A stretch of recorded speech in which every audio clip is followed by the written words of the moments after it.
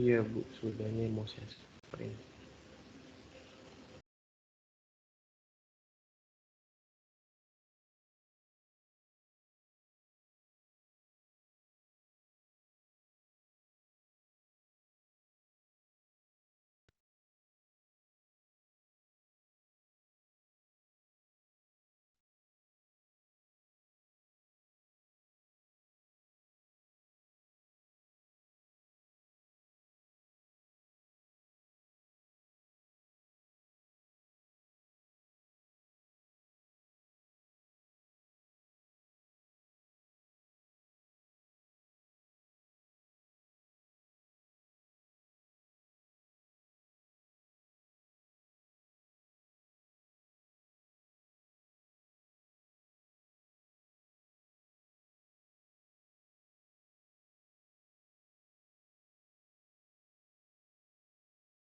Baik, sambil menunggu kita buka dulu ya dengan doa. Saya minta Krisera untuk membuka dalam doa. Silakan Krisera.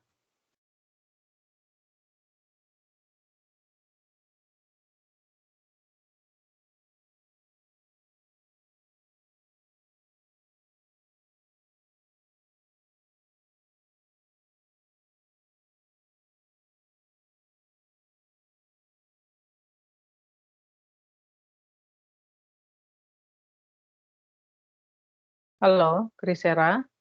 Suara saya terdengar.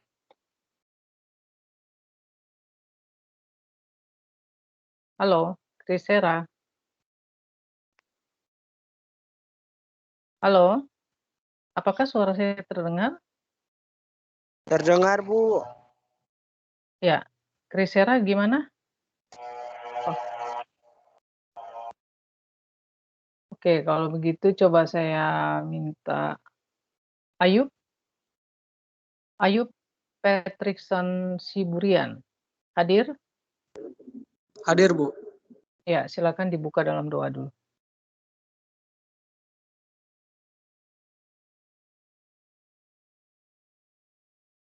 Ya, mari kawan-kawan sebelum kita memulai kuliah kita ini, mari kita berdoa. Tuhan, terima kasih Tuhan pada berkat-Mu pada hari ini Tuhan, dan sebentar lagi kami ingin memulai kuliah ini Tuhan, dan berkati juga dosen kami Tuhan dan teman-teman kami Tuhan. Tuhan, dalam nama-Mu kami telah berdoa dan mengucap syukur. Amin. Ya, terima kasih. Trimedes bisa dibuat supaya ada tulisan kendali nggak? Pegang kendali. Jadi caranya itu kan di Teams itu, coba kamu klik kemudian itu ada titik 3 di samping lambang telepon, itu diklik kemudian ada tulisan bagikan. Coba deh. Bisa nggak?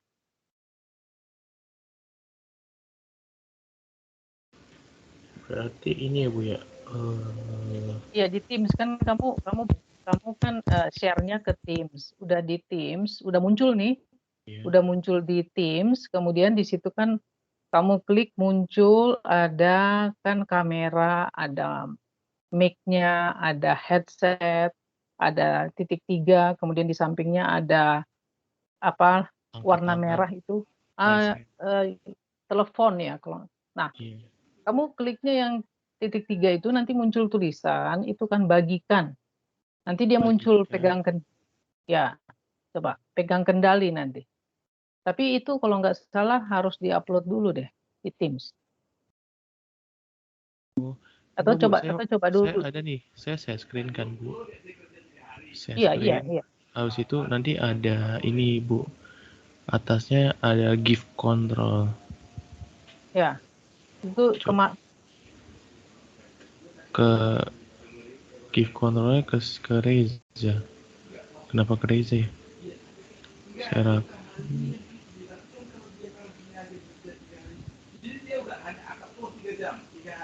coba ya kita cari. ada itu. Ya, tapi kalau nggak bisa ya udah nggak apa-apa. Itu tadi kemarin saya tanya sama kelas lain, mereka kasih taunya caranya gitu. Jadi ada tinggal ada titik 3, diklik ada tulisan bagikan, jadi nanti bisa pegang kendali.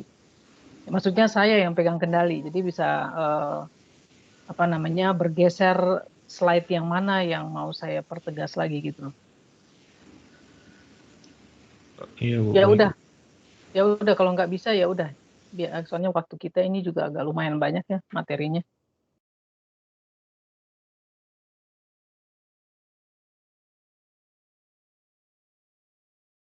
Oke, baik. Hari ini kita masuk ke materi kita. Kita loncat untuk bab 13 ya. Bab 13 itu tentang bisnis plan atau rencana bisnis. Nah, ini sesuai dengan info saya bahwa secara apa kita tidak akan sampai mendetail ya apa namanya per bab gitu karena mungkin akan diperpadat dan yang paling penting adalah Anda harus berproses dalam kelas kewirausahaan. Berproses itu artinya Anda akan bertahap membuat eh, dalam bentuk laporan persentase ya apa saja yang sudah dilakukan untuk tahapan demi tahapan minggu per minggu persentase akhirnya membentuk satu format business plan ya. Nah, oke, next slide berikutnya. Ya, tujuan pembelajaran kita adalah supaya Anda mampu membuat rencana bisnis dengan cara Anda menuangkan ide. Jadi, tahapan awal dalam membuat bisnis plan dalam kelompok Anda itu adalah Anda harus merembukkan apa ide bisnis yang mau Anda lakukan, ya. Apa idenya? Ide itu adalah ide yang memiliki potensi pasar, ya, bukan hanya sekedar ide. Karena ide itu yang akan Anda munculkan nanti adalah usaha di lokasi yang berbeda dari bisnis yang sudah Anda miliki saat ini. Jadi Anda itu seolah-olah sudah punya usaha sebelumnya. Ya, jadi tidak bisa ketika nanti Anda presentasi Anda mengatakan bahwa kami punya ide bisnis yang mulai dari nol, Bu. Itu sudah pasti saya salahkan. Kenapa? Kenapa nggak boleh? Karena tujuan membuat bisnis plan atau perencanaan bisnis itu adalah untuk Anda sebenarnya meminta dukungan atau sokongan dana dari ada dua pihak, yaitu dari perbankan atau pihak bank, ya, dan pihak investor. Nah, dari pihak bank atau bankir itu adalah Anda apa namanya, tujuannya adalah untuk meminjam duit, tapi dari pihak bank itu melihat bagaimana kesehatan keuangan Anda. Jadi melihat bagaimana Anda ini sehat nggak ya, usaha Anda. Jadi artinya Anda tuh sudah punya usaha. Nggak mungkin kalau misalnya Anda pinjam uang aja di misalnya apa ya, di mau di bank, mau di koperasi, mau di apa, itu kan pasti ada jaminan. Ya, nggak mungkin nggak ada jaminan. Nggak bisa Anda datang di bank langsung pinjam duit, terus jaminannya apa? Orang mau kredit rumah aja pasti ada jaminan, ya. Paling tidak ada saldo, dia dia tahu nggak Anda punya tabungan nggak? Berapa besar dengan menunjukkan bukti tabungan Anda. Karena kalau nanti Anda cicil rumah, kemudian Anda nggak punya uang sama sekali, terus nomboknya dari mana gitu loh, ya. Itu salah satu persyaratan lah intinya ya dalam mengajukan kredit KPR. Nah, kalau dalam bisnis plan itu kenapa dikatakan wajib hukumnya Anda sudah punya bisnis? Karena dengan Anda punya bisnis, Anda punya agunan, Anda punya jaminan kepada kepada pihak perbankan dan pihak investor. Nah, jadi kreditor perbankan kesehatan keuangan Anda, arus kas Anda ini defisit atau Anda surplus, ya.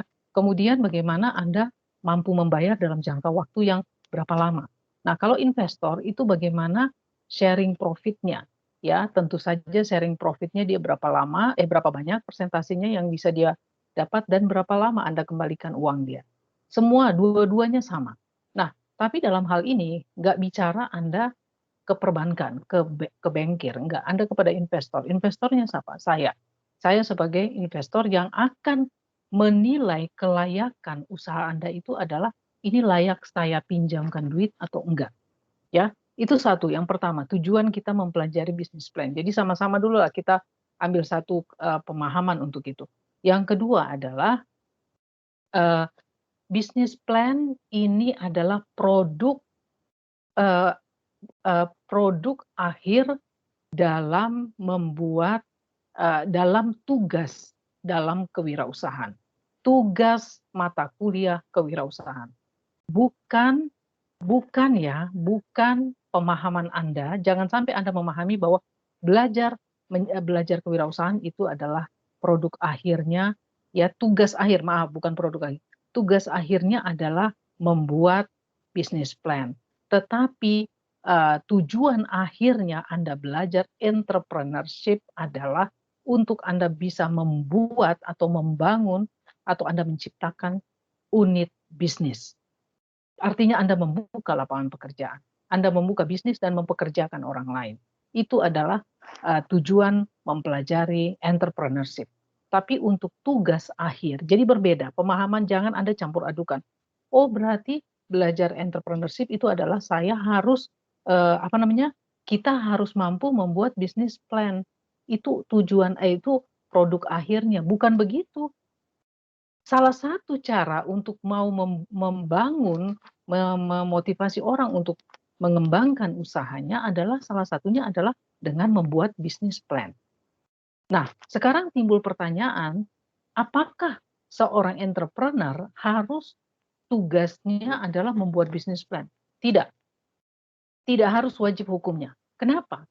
Kalau dia punya uang, dia punya dana yang cukup, punya dana yang besar untuk mengembangkan usaha, dia nggak perlu membuat bisnis plan. Bisnis plan itu dibuat untuk orang-orang yang berurusan dengan orang-orang yang profesional. Profesional itu pihak perbankan, ya. Profesional itu adalah investor yang akan nanti tertarik dengan janji-janji Anda melalui media bisnis plan dengan cara bagaimana Anda meyakinkan bahwa Anda adalah orang yang layak untuk menjalin kerjasama dengan perbankan maupun investor. Anda adalah orang yang tepat, orang yang layak, karena Anda punya jaminan, Anda punya potensi usaha yang akan memberikan sharing profit kalau itu untuk investor, ya. Nah, jadi intinya adalah Anda belajar entrepreneurship, ya, itu adalah Anda harus paham bahwa belajar entrepreneur adalah agar Anda tertarik memulai menjadi entrepreneur dengan membuat. Jadi memotivasi Anda supaya Anda tertarik untuk membuat bisnis plan dalam memulai usaha. Bagi catatan, bagi Anda yang memang secara keuangan finansial itu tidak cukup dalam mengembangkan usaha Anda. Ya. Nah, itu catatannya. Jadi tidak semua pebisnis semua entrepreneur wajib membuat bisnis plan. Karena kalau bisnis plan namanya kan dokumen tertulis menjadi media komunikasi antara Anda dengan pihak kreditor pihak perbankan atau pihak investor dengan orang-orang yang profesional. Jadi nggak sembarangan. Kalau Anda nggak punya duit, Anda tinggal sama tetangga atau teman atau keluarga atau orang tua dan lain sebagainya, tinggal datang ke rumahnya atau janjian ketemu supaya Anda ngomong apa adanya bahwa saya memang butuh dana untuk dan lain sebagainya, tolong dibantu, ini ada potensi begini-begini, nanti saya ada jaminan gini-gini. Ya udah, uang cair. Nah, tapi masalahnya ketika kita berurusan dengan orang-orang yang profesional, ya harus mengikuti prosedur yang profesional, yaitu apa? Harus ada dokumen tertulis. Itulah yang disebut dengan perencanaan bisnis, ya. Jadi jangan sampai timbul mindset-nya, pola pikirnya bahwa belajar entrepreneur produk akhirnya adalah bisnis plan. Itu salah berat, salah besar. produk akhirnya, ya tujuan akhirnya adalah Anda bisa menciptakan lapangan pekerjaan dengan membuat atau membangun sebuah unit bisnis, ya. Jadi buka usaha, jadi harus bisa membuka usaha, ya. Itu produk akhir belajar entrepreneur. Kemudian, ya berikutnya, tujuan sudahkah? Ya, oke. Yang berikutnya adalah pertimbangan pembuatan rencana bisnis itu adalah tentu saja ada resiko-resiko bisnis yang kedepannya ya banyak ya sebenarnya. Itu nanti mungkin tingkat persaingan, kemudian kekurangan dana untuk mengembangkan varian-varian produk dan lain sebagainya sehingga untuk mengantisipasinya itu perlu dibuat rencana bisnis. Kemudian ada kerumitan proses produksi dan transaksi bisnis. Kemudian untuk yang berminat untuk membaca bisnis plan Anda. Kemudian menjadi langkah awal, tadi saya katakan bahwa adalah cara untuk memulai menjadi entrepreneur dengan membuat bisnis plan bagi orang yang kekurangan modal dalam mengembangkan usahanya. Jadi usahanya sudah ada dulu, baru dia mau kembangkan lagi dengan melihat ada potensi pasar yang menjanjikan. Kemudian alat bantu untuk mensistemasikan logika-logika bisnisnya melalui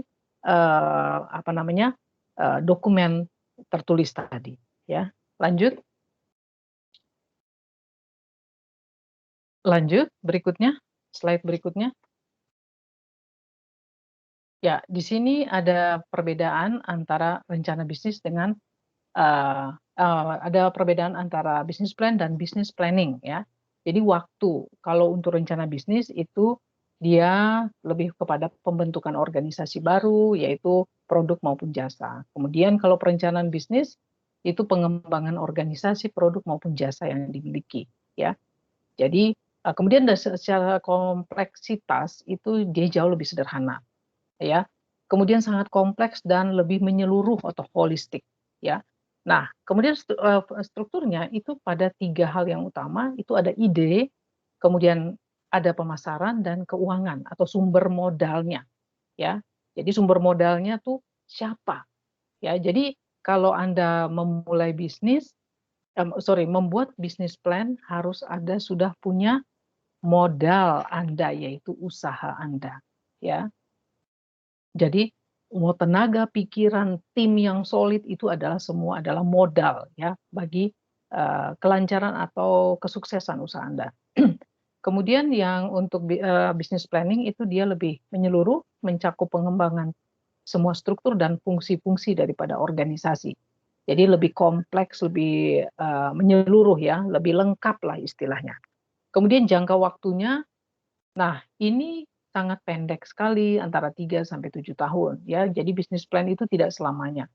Jadi tergantung dengan pola kerjasama Anda antara si perbankan dan juga investor Anda. Ya kan, Anda nggak mungkin selamanya kerjasama sama dia. Kalau nanti Anda misalnya mau pinjam uang katakan 30 juta untuk pengembangan usaha Anda atau 50 juta, itu kan orang juga nggak mau nunggu sampai lama-lama dong. Anda bayar utang Anda kepada si investornya itu adalah tidak bisa secara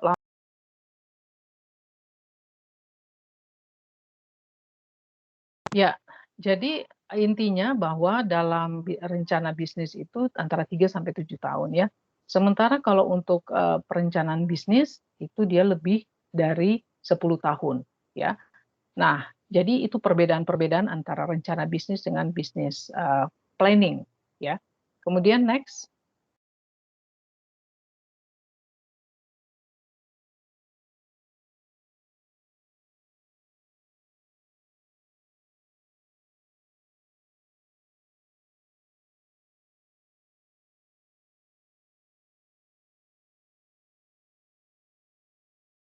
Ya, memulai bisnis, ya kita pahami dulu pengertian bisnis adalah things to do. Jadi things to do itu adalah hal-hal yang harus dilakukan. It is not your business, it's my business. Jadi sebenarnya bukan bisnismu, itu bisnis saya, gitu ya. Jadi artinya apa? Itu menyangkut transaction, ya. Jadi let's do business. Ayo lakukan bisnis. Artinya apa juga? adalah organisasi yang menyediakan produk dan jasa untuk meningkatkan keuntungan menurut Griffin 2002. Kemudian activity and enterprise that provides goods and services that society needs, ya. Jadi itu adalah arti ketika kita mau memulai bisnis. Jadi lebih kepada artinya apa sih? Itu adalah hal-hal yang menyangkut bisnis. Apa sih? Itu adalah bisnis saya, bukan bisnismu, ya. Jadi kalau bicara tentang itu bisnis saya, berarti saya bertanggung jawab atas bisnis saya dan bagaimana saya ke depannya melakukan bisnis dengan cara-cara yang etis, ya, tidak melakukan manipulasi, melakukan pengembangan bisnis saya dengan selalu berinovasi, meningkatkan daya saing saya. Karena di dalam pasar persaingan itu selalu ada tawaran-tawaran produk, jasa yang beragam, menarik, yang memiliki daya saing, baik dari sisi harga, kualitas, pelayanan, dan pendistribusian produk. Ya, jadi memulai bisnis adalah menyangkut pada diri saya. Ya, oke, lanjut.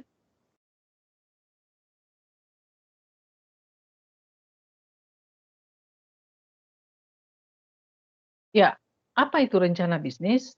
Bisnis plan tadi saya katakan adalah dokumen tertulis yang merinci tentang seluk-beluk usaha atau bisnis Anda. Jadi dokumen tertulis itu yang dituangkan ke dalam sebuah dokumen, ya, itu menceritakan secara runut, sistematis tentang apa gambaran bisnis Anda sampai kepada nanti exit plan Anda, ya. Nah, itu semua disebut dengan business plan. Yang nanti halaman pertama itu biasanya menyangkut executive summary, ya. Jadi dia ringkasan eksekutif lah. Letaknya pertama tapi dibuat terakhir. Ya, namanya executive summary, ringkasan eksekutif kan itu adalah hasil ringkasan, meringkas. Berarti Anda harus melengkapi dulu komponen-komponen di dalam bisnis plan, kemudian baru Anda rangkum, baru Anda naikkan itu di halaman pertama. Halaman pertama itu yang biasanya akan dibaca seorang bankir atau investor, ya. Jadi dia merupakan media komunikasi, sehingga Anda harus betul-betul komunikatif di dalam menuangkan ide, bahasa di dalam bisnis plan Anda, ya. Jadi jangan sampai tidak ada kalimat kata-kata yang tidak terukur. Tidak terukur, ya. Tidak terukur itu artinya apa? Misalnya Anda katakan, oh, penjualan produk kami dalam usaha kami saat ini sangat tinggi atau sangat bagus. Sangat tinggi itu apa ukuran sangat tinggi? Sangat bagus apa ukurannya? Seorang pembaca bisnis plan Anda itu butuh ukuran. Butuh ukuran. Jadi dia menilai apakah usaha ini menarik atau tidak, itu dari cara Anda berkomunikasi nanti. Nanti saya akan tertarik dengan bisnis Anda atau tidak, itu dari cara Anda komunikasi, tim Anda. Ya, jadi tim Anda presentasi, itu akan saya melihat dari cara Anda bicara, cara Anda membahas, menguraikan potensi-potensi pasar, bagaimana angka-angka yang Anda akan hitung, Anda tuangkan itu merupakan representatif bahwa usaha Anda ini yang ini kan bicara mau akan, ya, mau akan loh, ngerti nggak? Ya, mau akan. Jadi ada pasar, ada potensi, ada konsumen yang ada di dalam pasar itu yang sudah Anda lakukan riset, ya harus didahului dengan riset pasar dong, ya seorang marketer, Anda kan seorang entrepreneur, calon entrepreneur yang melakukan salah satu fungsi daripada pemasaran. Sehingga Anda adalah seorang marketer, pemasar. Ya. Setelah Anda nanti melakukan pemasaran dengan Anda melakukan riset pasar kecil-kecilan, kemudian tahapan selanjutnya, kalau sudah Anda paham, oh ini cocok, apa ide usaha saya ini apakah cocok atau tidak, dan seterusnya, kemudian tahapan terakhir dalam entrepreneur adalah Anda nanti akan jualan. Itu jadi jualan, belajar entrepreneur bukan sama dengan penjual, beda. Ya, jadi jangan disamakan seorang entrepreneur sama kalau yang jual-jualan yang di pasar itu entrepreneur itu. Siapa yang bilang? Apa perbedaan entrepreneur sama penjual, sama wira swasta? Ada bedanya. Ya, itu sudah saya jelaskan di awal pertemuan. Ya, nah kemudian dia katakan bahwa mencakup informasi status saat ini, kebutuhan mendatang, dan hasil yang diharapkan dari usaha atau bisnis baru tersebut. Jadi saat ini ada ada potensi, ada kebutuhan Anda untuk melihat potensi masa depan. Nah, untuk menjembatani itu tanda tanya, itu adalah nanti difasilitasi oleh business plan sebagai mediasi ya, antara apa yang Anda ada pada Anda saat ini, Anda punya ide, Anda melihat potensi ide Anda untuk nanti bertumbuh, tapi difasilitasi dengan business plan Anda. Nah, oleh karena itu pentingnya business plan itu Anda tuangkan untuk nanti Anda buat sebaik mungkin untuk bisa menarik calon investor Anda atau calon bankir Anda. Oke, lanjut.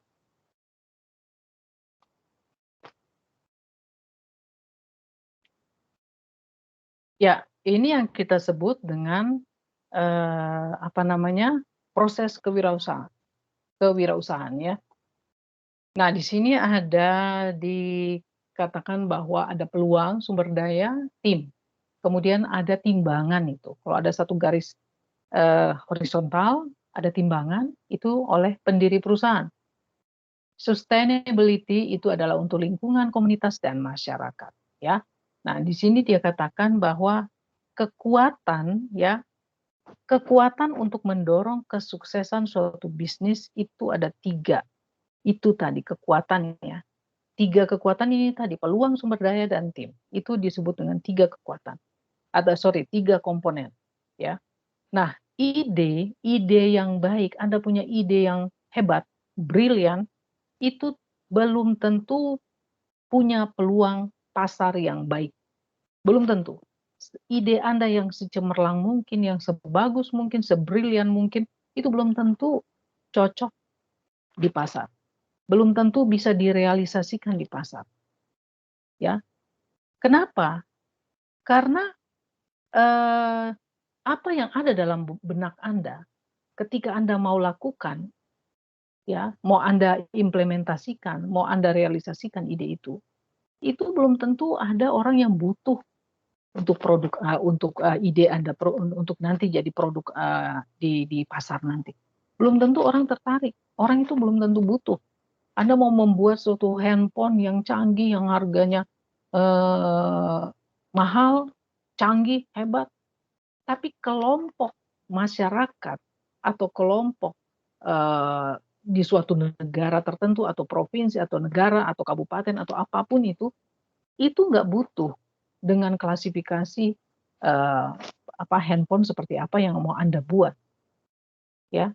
Atau misalnya untuk destinasi wisata misalnya ya, ada suatu gedung yang dibangun sangat tinggi, hotel yang dibangun sangat tinggi untuk menarik ya para wisatawan.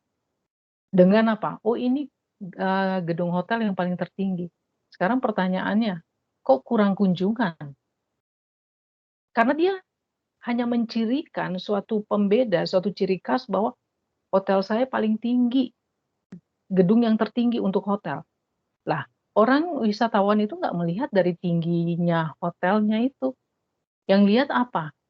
Satu paket lengkap, pelayanan, harga, kemudian fasilitas-fasilitas yang ada. Kalau orang namanya wisatawan itu kan tergantung mereka dengan kelas-kelasnya ya. Nah, itu kan tujuannya apa? Apakah mereka itu hanya backpacker aja? Apakah wisatawan yang hanya ya memang bukan backpacker tapi hanya datang ke sana untuk istirahat, menikmati tempat-tempat wisata terus pulang. Tapi ketika sampai di sana fasilitas yang ditawarkan harapan terus kenapa? Terus apa itu nilai tambahnya itu? Tidak ada, dibangun tinggi dengan menghabiskan biaya yang besar, tapi tidak ditunjang dengan fasilitas karena dia tidak paham dengan manfaat inti daripada hotel itu. Apa manfaat inti? Kalau dalam pemasaran itu kan ada hierarki produk namanya, ya. Nah, itu ada ada produk yang diharapkan, produk yang ditingkatkan, ya, sampai produk potensial dari manfaat inti dan seterusnya. Itu tidak.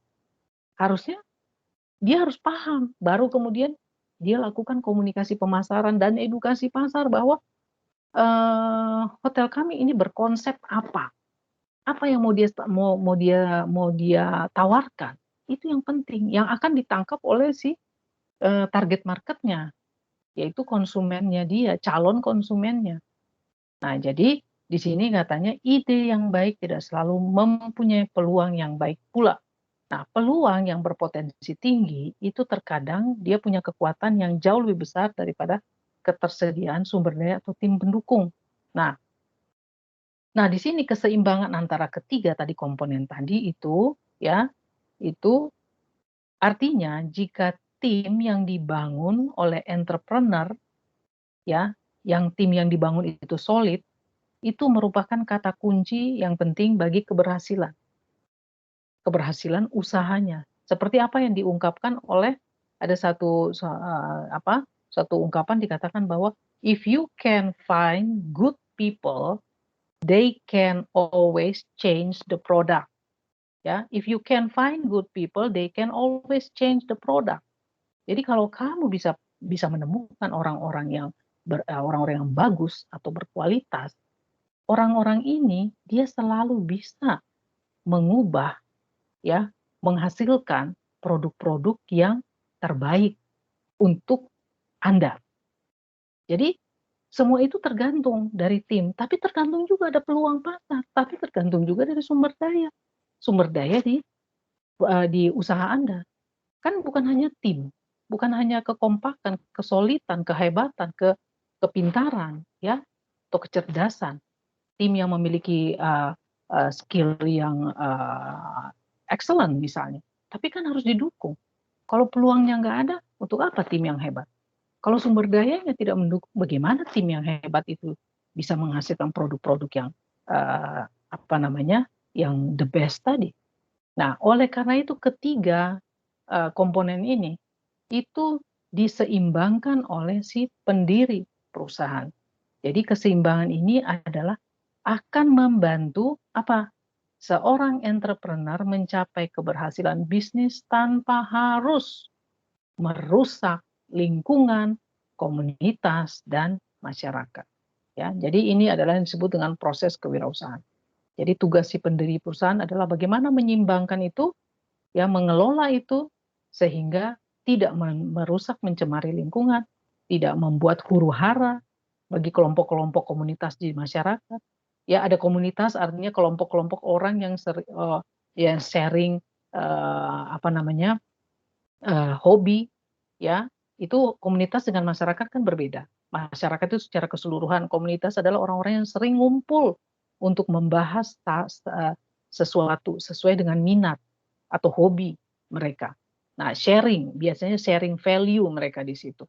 Ya, kalau memang itu komunitas Tupperware, komunitas pecinta lingkungan, komunitas apapun itu kan nanti bisa fasilitasi begitu, ya, sehingga itu bisa menjadi suatu kekuatan yang keseimbangan, tidak dia miring ke kiri atau ke kanan. Nah, jadi berdasarkan proses ini kita bisa simpulkan bahwa bisnis plan itu sebenarnya merupakan komunikator kualitas. Jadi bisnis plan yang berupa dokumen tadi itu bisa menjadi komunikator atau alat untuk mengkomunikasikan, alat komunikasi, ya, kualitas dan status keseimbangan antara ketiga kekuatan tersebut pada saat tertentu. Pada saat tertentu itu maksudnya apa? Pada saat ketika Anda membuat bisnis plan, kemudian Anda bisa mengkomunikasikan itu bagi calon kreditor ataupun bankir Anda tadi, ya. Oke, lanjut.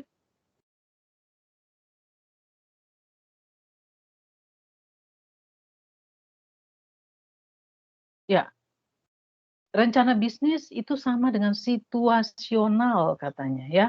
Rencana bisnis itu adalah sama dengan situasional. Maksudnya apa? Rencana bisnis itu akan cepat usang ya. Jadi Anda punya bisnis plan itu akan cepat usang. Karena apa? Usangnya itu kenapa? Kalau Anda sudah menyusun bisnis plan, itu kan ada harga produk, nanti Anda melakukan kalkulasi ya, kemudian nanti biaya tenaga kerja dan lain sebagainya, dan ada perhitungan-perhitungan pada saat situasi sekarang.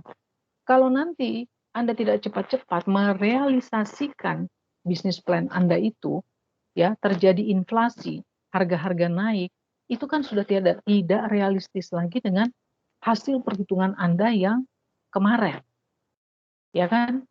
Semuanya itu berubah. Kalau misalnya Anda buat itu sebelum hari-hari besar, harganya berubah, bagaimana bisa Anda memprediksi? Kan udah beda. Oleh karena itu, dia katakan cepat usang itu karena tadi. Makanya seorang entrepreneur harus bisa bertindak cepat. Jadi dia action, kayak yang seperti yang kemarin itu, seperti tikus dan kurcaci, ya, bertindak cepat. Jadi ketika dia melihat ada peluang, ya artinya bukan terburu-buru maksudnya. Ketika dia sudah melihat peluang, dia mengkalkulasi itu secepat mungkin, dan dia sabar dan dia ulet dalam berproses. Oleh karena itu dia bisa cepat menangkap peluang.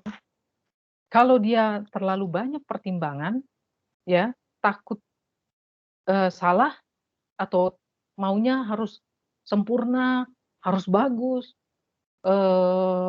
banyak pertimbangan-pertimbangan. Kan ada orang yang begitu, ya. Oleh karena itu kan ada yang kemarin yang kita sudah bahas. Oh ya, itu kemarin kok Anda nggak kasih tahu. Seorang entrepreneur yang mana tuh, brand yang nomor berapa? Nomor A, B, C, D?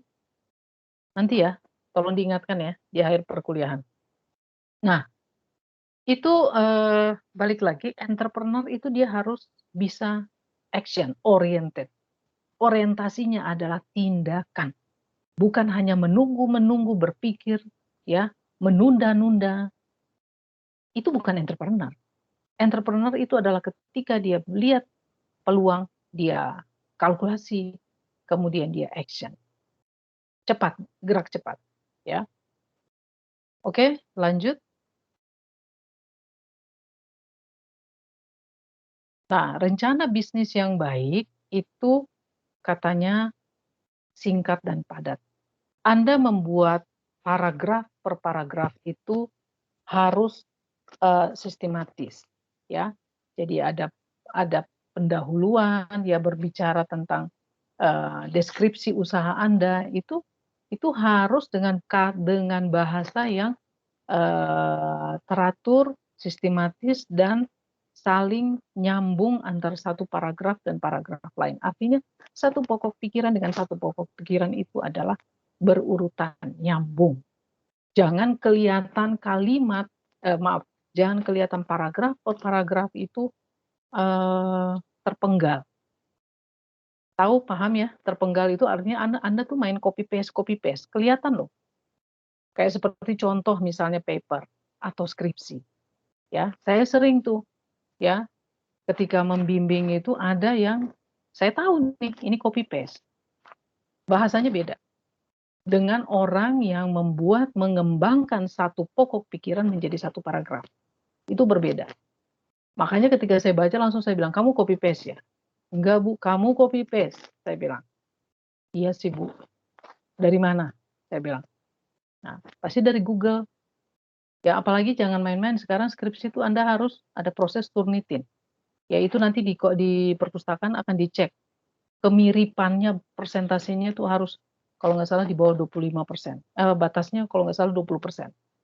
Maksimal 20%. Nah, Anda kalau bisa lolos, itu Anda harus membuat parafrase. Parafrase itu kalimat itu Anda harus rubah lagi dengan merubah kata, tapi dengan arti yang sama. Itu namanya parafrase. Ya, jadi Anda membuat tabel saja, tabelnya Anda buat kan, Anda buat tabel, Anda copy paste tabel itu juga kena Turnitin. Ya, jadi mulai sekarang Anda supaya nanti pada tahap nanti skripsi itu nggak serumit belajar untuk membuat dengan kalimat bahasa Anda. Ya, apakah Anda boleh mencontek? Boleh mencontek kreatif dengan parafrase. Nah, daripada Anda nanti sudah mencontek, Anda bikin lagi parafrasenya. Kerja 2 kali. Kenapa Anda nggak ketik buat kalimat sendiri aja? Ya. Nah, karena kalau misalnya, saya kan nggak mungkin bilang, kamu nggak boleh mencontek, kamu nggak boleh copy paste. Kan nggak bisa. Saya tahu. Ya. Tapi Anda yang nanti kena nanti. Pada saat nanti Anda skripsi. Ya, saya aja yang melakukan penelitian itu di screening harus melewati ini perpustakaan untuk mengajukan ke LPM UKI penelitian dosen. Itu wajib itu. Nah, apalagi kami mahasiswa. Jadi bukan hanya mahasiswa yang harus diturnitin hasil skripsinya. Saya dalam bentuk proposal penelitian juga harus lolos itu dulu, baru bisa diterima dan kemudian harus kami mempresentasikan proposal penelitian kami. Nah, jadi bukan hanya mahasiswa, dosen juga dikasih aturan begitu, ya. Nah, kemudian yang berikutnya adalah terorganisir, rapi dan penampilan menarik. Ya, kalau nanti Anda tidak terorganisir dengan rapi dan penampilan menarik itu ya siapa yang tertarik membaca bisnis plan Anda, kan begitu. Ya. Nah, jadi hal ini bisa mempermudah untuk kita meyakinkan orang agar mau membaca bisnis plan kita. Kan menarik, rapi ya, sampulnya ada nama usaha, kemudian ada alamat, ada mungkin di situ ada gambar produk Anda ya, kemudian alamat email, mungkin media sosial apa. Nah, itu kan semua menarik orang untuk membaca. Kemudian rencana yang menjanjikan. Tentu saja harus ada janji. Anda kan sekarang adalah orang yang menawarkan janji. Janji yang memiliki potensi. Ya, jadi bisnis plan itu dibuat harus bisa memproyeksikan rencana apa yang akan dilakukan pada masa yang mendatang. Nah, kemudian jangan Anda melebih-lebihkan proyeksi Anda supaya orang cepat-cepat tertarik. Nanti keuntungannya dalam jangka waktu misalnya 1-2 tahun, misalnya dalam jangka waktu 1 tahun, potensi pasarnya sekian, tingkat keuntungan per bulannya sekian. Dari mana? Dengan misalnya jumlah pelanggan itu akan meningkat terus karena di sana pasarnya ada ini dan seterusnya. Potensi pertumbuhan penjualannya sangat signifikan. Kenapa? Saya sudah bisa memproyeksi bahwa pelanggannya akan meningkat. Bulan pertama, bulan kedua sampai 1 tahun Anda membuat proyeksi peningkatan begitu. Terlalu indah. Ya. Apakah memang terus mengalami peningkatan? Ini kan rencana, namanya juga rencana yang akan dilakukan. Berarti Anda harus bisa melakukan estimasi. Ya, melakukan estimasi. Anda tuh meramal gitu loh. Kira-kira ramalan Anda tuh sekian persen itu kan harus realistis berdasarkan kondisi di pasar. Ya, dengan tingkat persaingan. Ya, dengan produk-produk apa-apa saja yang ditawarkan pesaing Anda, dengan apa yang Anda tawarkan, pada harga berapa, dengan bagaimana promosi Anda, itu kan semua ada semua itu di dalam bisnis plan. Ya. Jadi bukan berarti hanya kalimat-kalimat itu, semua ada angka-angkanya yang harus Anda lampirkan di situ. Ya, jadi jangan melebih-lebihkan. Kalau terlalu indah, seorang kreditor maupun bankir itu makanya jadi tanda tanya dia. Ya, apa dasarnya nanti? Nanti kan Anda ditanyakan, kenapa Anda dasarnya Anda mengatakan ini meningkat, dasarnya apa? Kan begitu. Ya. Nah, kemudian harus kemukakan risiko yang signifikan. Apa sih risiko? Jadi misalnya walaupun ini dia disusun berdasarkan asumsi, harus ingat asumsi itu tidak dibuat tanpa dasar yang jelas. Apalagi jika dilebih-lebihkan. Jadi dasar Anda tuh harus jelas dengan asumsi Anda. Dasarnya adalah A, B, C misalnya, ya. Kemudian tim Anda itu terpercaya dan efektif. Artinya apa? Orang-orang yang memang kompeten di bidangnya. Dengan pengalaman kerja minimal 1 tahun sesuai dengan bidang mereka, si A bidang ini, B bidang ini, bidang ini. Kami adalah tim yang solid, ya. Nah, Anda ketika mempresentasikan itu dengan bahasa yang meyakinkan. Bukan ketika Anda presentasi itu, Anda sendiri ragu dengan apa yang Anda presentasikan. Kalau Anda mau meyakinkan orang, gimana cara meyakinkan? Dengan wajah, dengan bahasa, dengan kalimat, penekanan. Itu yang membuat orang tuh percaya atau tidak percaya, atau yakin atau tidak yakin. Kalau Anda ngomongnya, saya punya usaha, kami punya potensi, kami punya target market begini. Tapi seperti yang kita lihat kayaknya belakangan ini terjadi begini-begini, boleh. Tapi artinya jangan terlalu terus menunjukkan pesimisme Anda. Bagaimana orang bisa semangat, bisa yakin kalau Anda sendiri udah pesimis dengan usaha Anda. Di masa pandemi ini kami begini-begini, tapi yang terjadi adalah begini-begini. Kami kadang-kadang begini, makanya kami jualan tidak full dalam 1 minggu. Rencana kami hanya 2 atau 3 hari dalam 1 minggu. Loh, kalau kamu jualan gitu kapan lunas utang kamu sama saya? Ya kan? Nah, oleh karena itu realistis. Kalau nanti Anda katakan, saya kuliah, sehingga saya jualan juga terbatas. Bisnis itu bukan urusan orang Anda suruh orang paham Anda, tapi Anda yang paham sama orang.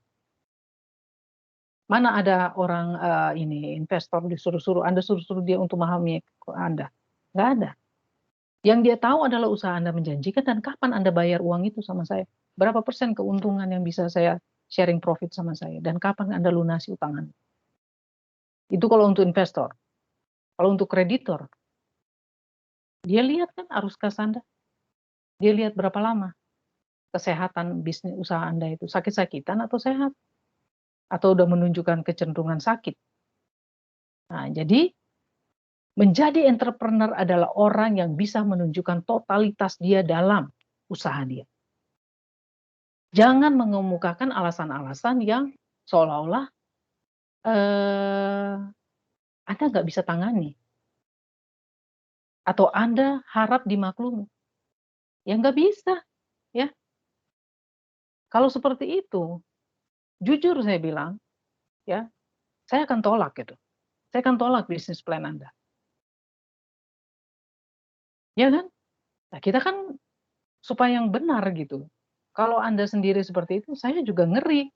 Nggak berani saya untuk meng-ACC bisnis plan Anda. Nah, kemudian lanjut lagi adalah fokus. Harus fokus. Bahwa inilah target market saya, usaha saya, produk saya ini. Fokus. Kenapa harus fokus? Anda itu mau memulai mengembangkan usaha. Kalau Anda nggak fokus, bagaimana orang bisa percaya? Nanti saya mau buat ini, saya mau buat ini, mau buat inilah. Kapan mau buat ini? Ya kan gitu. Ya kan? Nah, jadi fokus pada sebuah bisnis sebelum melangkah ke bisnis berikutnya. Itu maksudnya. Ya. Jadi fokus seorang entrepreneur adalah kemampuan menangkap peluang yang ada dulu. Berkaitan dengan komitmen Anda dengan nanti orang yang mau menyetujui bisnis plan Anda. Jadi harus komitmen, totalitas. Jadi jangan bilang saking semangatnya, oh saya mau di sana nanti habis sambil berjalan saya mau yang ini. Nah, kamu di sini aja masih mau rencana kok jadi mau ke sana ke sana ke sana. Wah, mikir-mikir deh kan gitu ya. Kemudian tentukan target pasar. Nah, rencana bisnis yang baik itu harus dia mencantumkan target pasar. Nggak bisa saya belum menentukan target pasar. Bagaimana Anda bisa memunculkan, menghitung kalkulasi tentang potensi pasar yang menjadi target itu kalau targetnya aja nggak ada, ya? Nah, kemudian apalagi perilaku konsumen seperti apa? Dan kajian tentang pola pembelian konsumen. Apakah mereka sering beli di offline store, ya, atau mereka sering trennya membelanja di marketplace atau media online, ya, online shop atau apa? Itu harus dijelaskan. Kemudian realistis, ya, buatlah proyeksi keuangan Anda yang realistis. Betul-betul real dengan angka-angka harga pada saat ini, mau harga cabai, mau harga tepung terigu, mau apa, minyak goreng, ya itu realistis, ya. Kemudian jangan berdasarkan pemikiran Anda semata, melainkan sudah nyata, ya. Nah, kemudian banyak bertanya kepada orang-orang yang pernah berkecimpung di dunia bisnis, ya. Nah, jadi jangan membuat usaha hanya indah di atas kertas dan dalam lamunan Anda saja. Tapi apakah harus mengatakan yang baik dan tidak baik tentang kelemahan bisnis saya pada saat bisnis plan?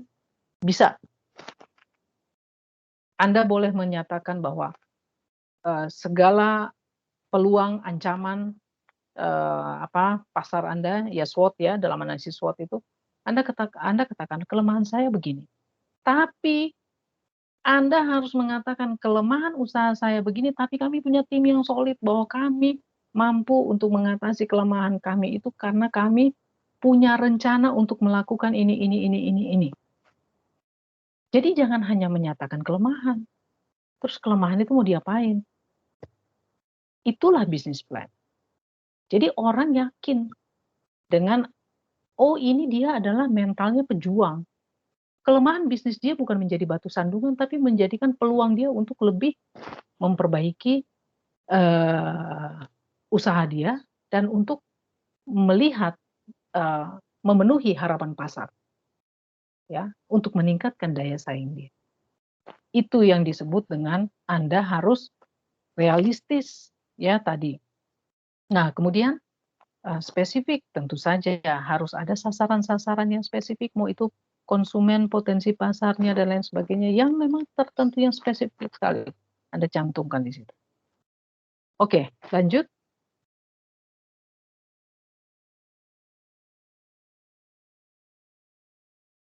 Nah, hal yang mendasar itu tentu saja paling dasar sekali ketika Anda presentasi bisnis plan akan saya tanyakan, apa sih ide Anda? Kenapa Anda ambil ide itu? Ya, dijelaskan ke saya.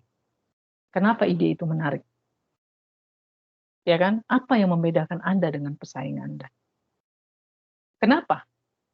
Kenapa saya nanya apa yang membedakan Anda dengan pesaing saya? Tujuan saya menanyakan itu arahnya kemana sih? Ada nggak yang bisa jawab? Coba. Kalau saya nanya gitu, apa ide Anda? Kenapa Anda pilih ide itu? Kemudian apa yang membedakan ide Anda dengan orang lain? Dengan pesaing Anda? Tujuan saya nanya itu untuk apa coba?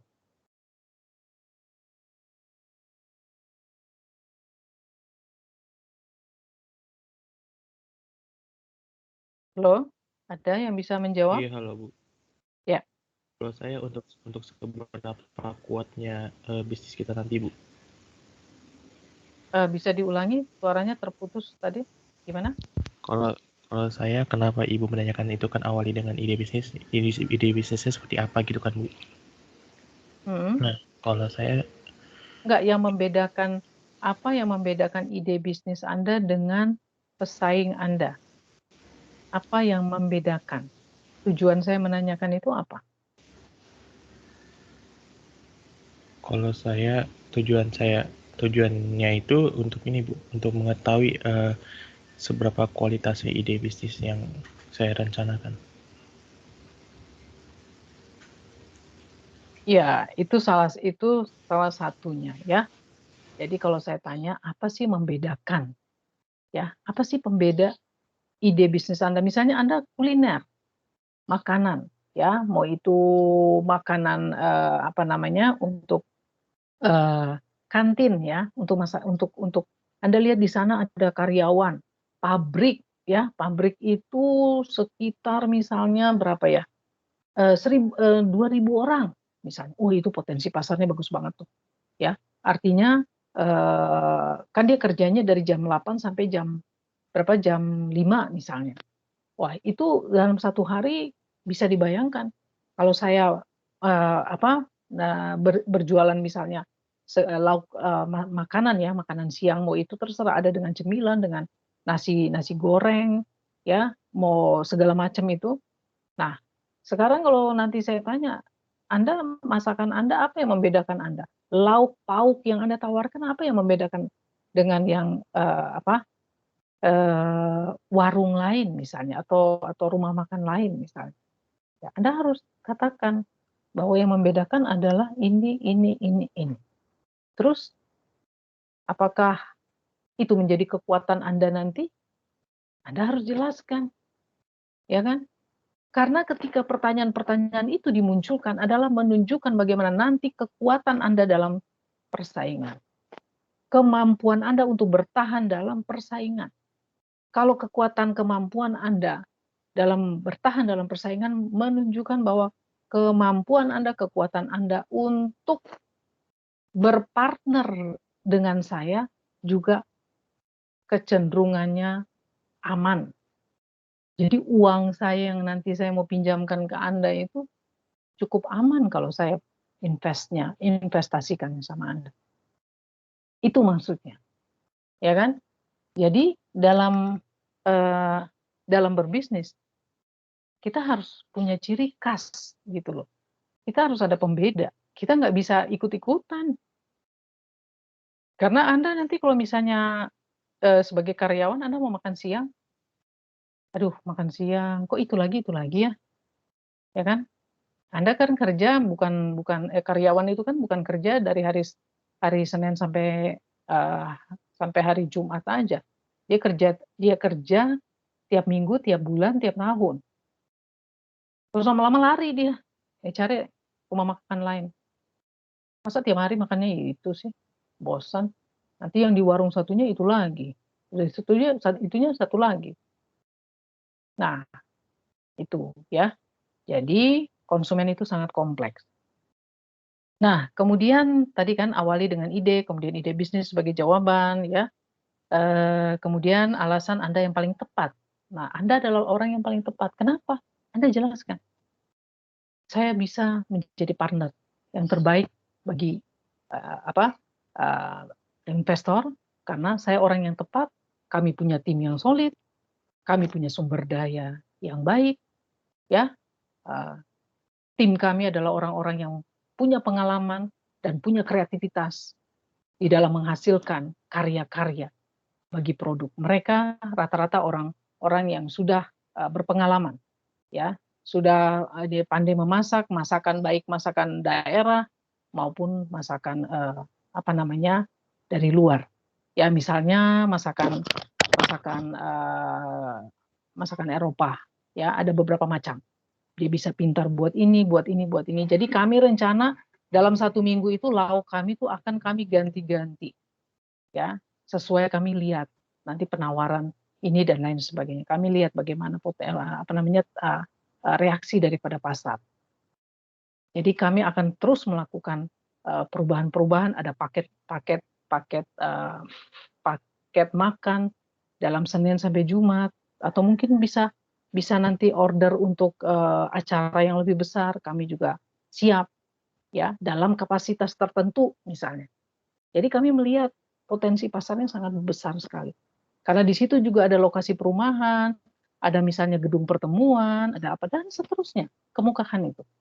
Ya. Nah, kemudian yang terakhir itu adalah dana untuk memulai bisnis. Ya. Jadi Anda harus kemukakan berapa banyak yang mau Anda mau pinjam. Ya. Anda mau katakan 30 juta. Ya, setelah Anda kalkulasi 30 juta, kemudian Anda akan jelaskan dong berapa lama Anda akan kembalikan itu. Ya, lanjut.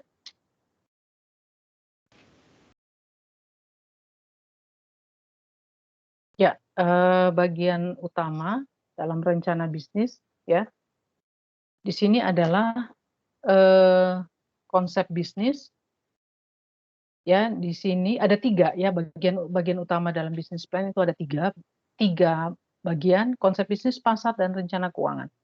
Nah, di sini konsep bisnis adalah dia menjelaskan secara rinci atau detail mengenai industri, struktur bisnis, produk atau jasa yang ditawarkan, dan bagaimana sebenarnya cara untuk mensukseskan bisnis tersebut. Nah, kalau untuk pasar atau marketnya, siapa? Jadi Anda harus membahas, menganalisis siapa konsumen-konsumen yang potensial, yaitu siapa saja mereka, di mana mereka berada, ya, apa yang menyebabkan mereka mau membeli. Sehingga kita tahu kalau mereka beli produk kita itu kenapa, ada apa dengan produk kita. Ya, sebagai seorang calon entrepreneur dan Anda melakukan salah satu fungsi marketing, yaitu menjadi marketer, kita harus menempatkan kita seperti seorang konsumen. Supaya apa? Kita bisa menyelami apa yang diinginkan konsumen akan produk kita. Dengan cara bagaimana kita menyelami, menempatkan diri kita sebagai seorang konsumen? Ya, kita harus banyak bertanya. Kita harus banyak bertanya, wawancara mungkin kita survei pasar, ya. Dengan cara begitu kita bisa tahu apa sih yang mereka inginkan. Nah, kemudian menjelaskan persaingan yang akan dihadapi dan bagaimana kita bisa memenangkan persaingan tersebut. Nah, kemudian yang ketiga adalah rencana keuangan. Itu sebenarnya menjelaskan estimasi, ya, perkiraan-perkiraan itu mengenai pendapatan dan analisis break even point, ya. Jadi selain itu nanti kan ada juga perhitungan payback periodnya ya, untuk tingkat jangka waktu pengembalian dari uang yang mau Anda pinjam tadi. Nah, oke, lanjut. Nah, komponen dalam rencana bisnis itu adalah dia mencakup ringkasan eksekutif yang nanti dibuat terakhir. Setelah Anda buat semua, baru dibuat terakhir, tapi letaknya itu di halaman pertama. Halaman awal maksudnya. Halaman awal, kan nanti ada kata pengantar, daftar isi ya. Nah, kemudian masuk ke dalam ringkasan eksekutif. Nah, jadi letaknya halaman pertama. Halaman dalam pembahasan. Dalam bisnis plan maksud saya. Nah, kemudian ada deskripsi bisnis, strategi pemasaran, analisis persaingan, rencana desain dan pengembangan, rencana operasi dan manajemen, dan analisis rencana keuangan. Ya, lanjut.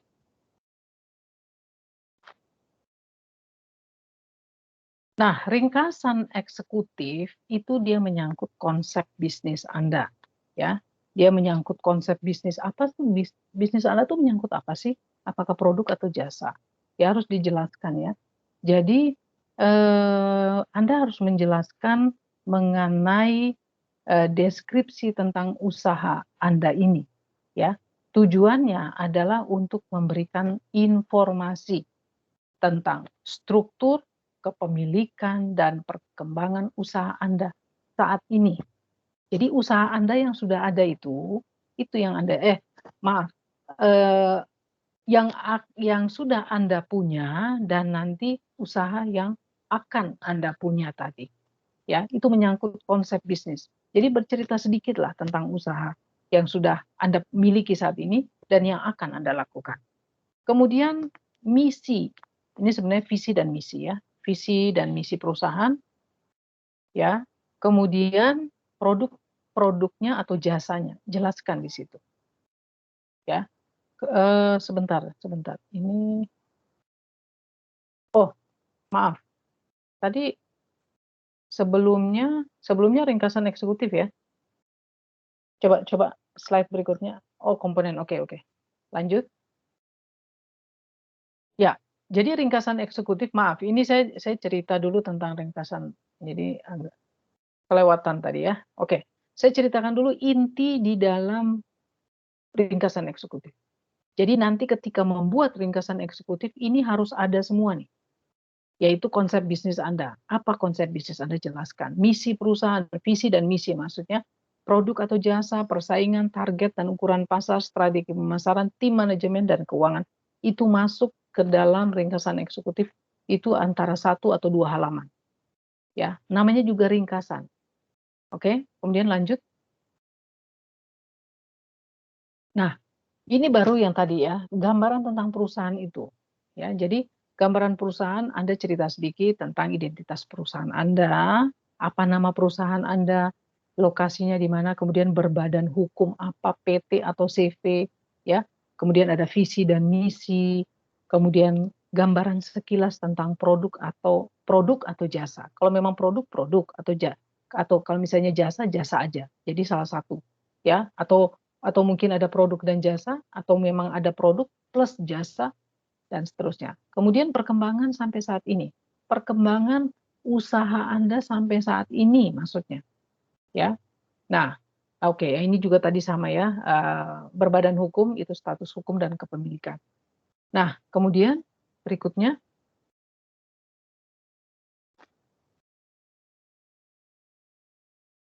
Nah, yang berikutnya adalah tren dan pertumbuhan industri.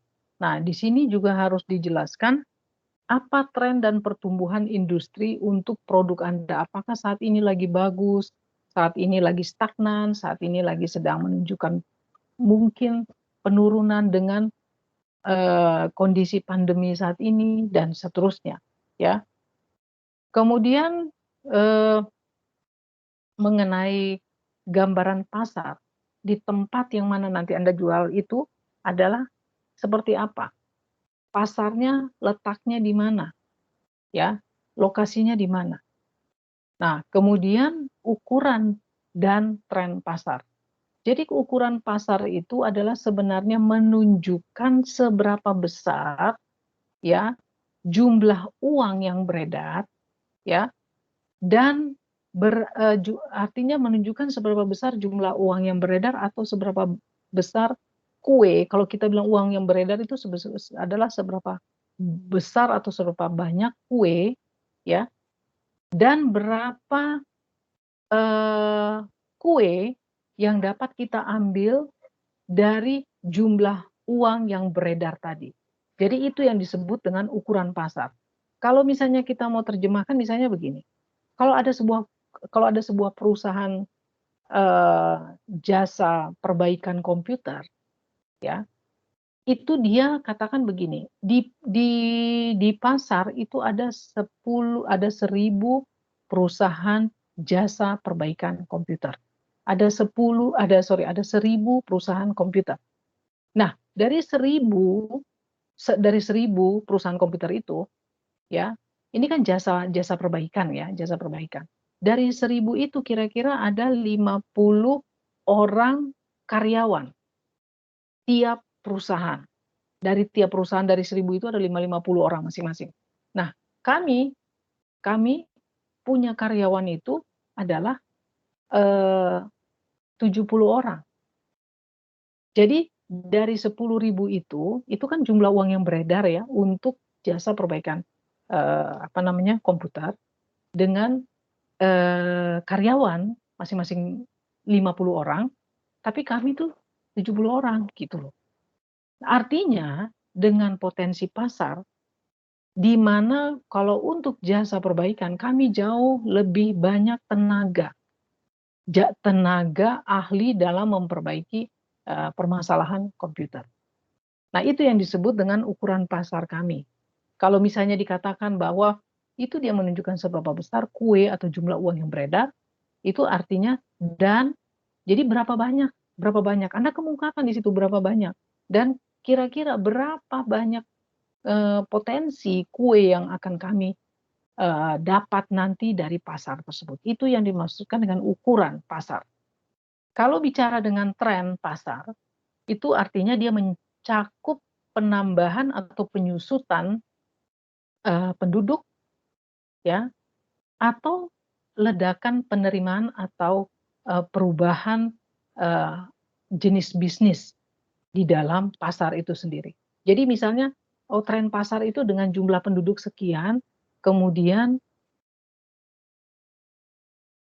namanya, selain itu ada juga mungkin pemecatan karyawan, maksudnya karyawan yang tadi, jasa perbaikan komputer itu. Jadi berapa banyak jumlah penduduk, kemudian berapa banyak karyawan yang dipecat, kemudian ada perubahan jenis orang atau bisnis yang tinggal di wilayah tertentu dengan yang menggunakan teknologi komputer yang baru.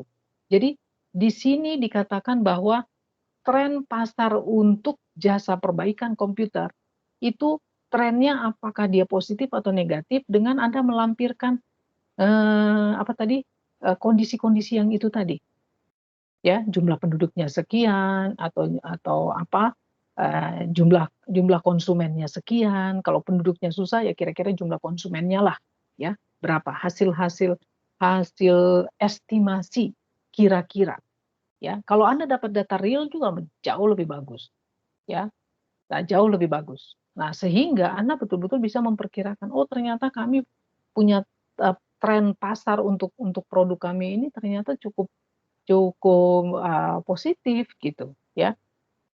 Nah, jadi misalnya kalau selain tadi komputer misalnya, tren makanan yang untuk orang hidup sehat menggunakan makanan-makanan yang organik. Kami penghasil sayur-sayuran organik, sementara perusahaan yang menghasil produk pertanian sayur-mayur organik itu ada sekian, kami sekian. Yang kami hasilkan itu kapasitasnya berapa. Nah, itu nanti bicara tentang tren pasar Anda, ya. Nah, kemudian yang berikutnya adalah mengenai target pasar ya. Target pasar. Nah, ini Anda bicara tentang kenapa harus Anda masuk ke target pasar tadi. Kemudian kemukakan karakteristik daripada pasar itu, ya. Siapa konsumennya, pesaingnya apa yang mereka jual dan lain sebagainya. Ya, kemudian tentang persaingan. Nah, analisis persaingan. Pesaingnya di sini adalah Anda menjelaskan apa kelebihan kelebihan Anda dibanding pesaing, ya. Posisi dalam persaingan, apakah Anda menjadi market follower atau Anda adalah menjadi market nicher, ya. Kalau nggak salah saya pernah jelaskan ya minggu kemarin ya. Kalau misalnya Anda pemain baru di pasar, Anda masih sangat-sangat baru, produk Anda adalah untuk produk yang dapat memenuhi kebutuhan konsumen yang belum dilayani dengan baik, ya, itu bisa menjadi patokan bahwa Anda adalah menjadi market nicher. Karena apa? Market nicher itu adalah perusahaan yang memang menghasilkan produk-produk yang sebenarnya ada konsumennya, ada peluang pasar, tapi belum dilayani dengan baik. Jumlahnya itu sedikit.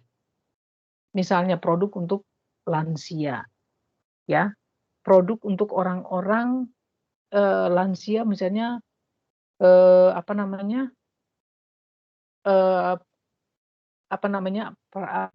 sepatu untuk kesehatan misalnya, atau baju olahraga untuk kesehatan atau apalagi ya untuk orang-orang lansia lah contohnya salah satu ya, atau untuk orang yang memang membutuhkan sesuatu yang alami ya.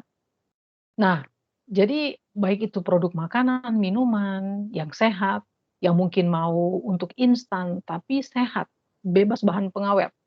Ya produk-produk makanan yang alami, yang dikonsumsi habis 1 hari misalnya. Sehingga orang yang aktivitasnya itu dia orang yang sibuk, yang kerjanya dia itu padat sekali, tidak sempat untuk menyiapkan sarapan yang sehat, tapi Anda adalah penyedia makanan, minuman, sarapan atau makanan siang yang sehat. Nah, di situ Anda melihat potensi pasar dengan tingkat kesibukan orang di kota-kota besar dengan Anda menawarkan itu tadi. Tapi pertanyaannya, kalau konsumen yang membutuhkan kehidupan yang sehat, makanan sehat, itu kan biasanya orang-orang yang paham banget dengan kesehatan. Ya, orang-orang yang terdidik, yang dia paham sekali. Dia akan mempertanyakan, kalau misalnya jus untuk minuman sehat ini, dia tahan berapa lama? Anda prosesnya itu dari jam berapa? Kalau Anda katakan, oke ini fresh from the oven, katanya, ya berapa lama dulu? Karena supaya Anda tahu, buah-buahan yang sudah yang rusak, mau itu dia tergores atau apa, itu sudah sebenarnya tidak bagus, ya.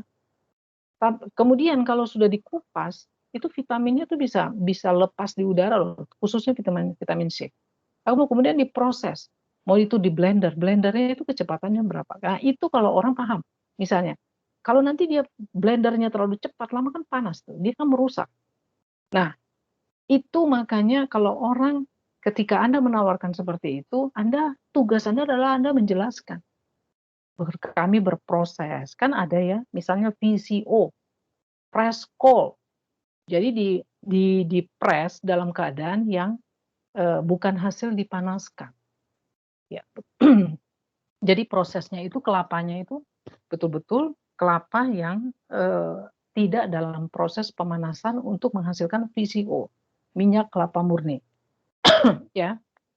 Nah, oleh karena itu tadi yang saya katakan bahwa apa sebenarnya posisi Anda dalam pesaingnya siapa, posisi dalam persaingan, kemudian distribusi pangsa pasar itu berapa banyak ya, pangsa pasar atau market share ya yang di dalam pasar itu yang Anda kuasai. Jadi sebenarnya kalau market share itu sendiri adalah bagian dari suatu pasar yang dipimpin oleh suatu perusahaan ya. Jadi market share, pangsa pasar ya, distribusi pangsa pasar.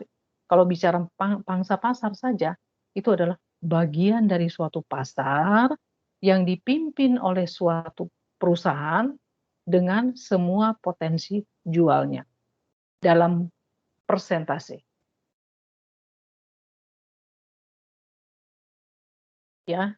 Nah, atau bisa dikatakan market share itu adalah nilai total persentase penjualan pada suatu perusahaan yang berasal dari berbagai sumber ya. Sumber itu ya sumber penjualan produk gitu ya.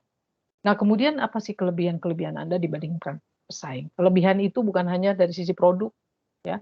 Kelebihan itu bisa dari sisi pelayanan, dari sisi harga, dari sisi pendistribusian ya, dari sisi promosi, itu adalah bisa dikatakan sebagai kelebihan ya. Nah, kemudian ya berikut.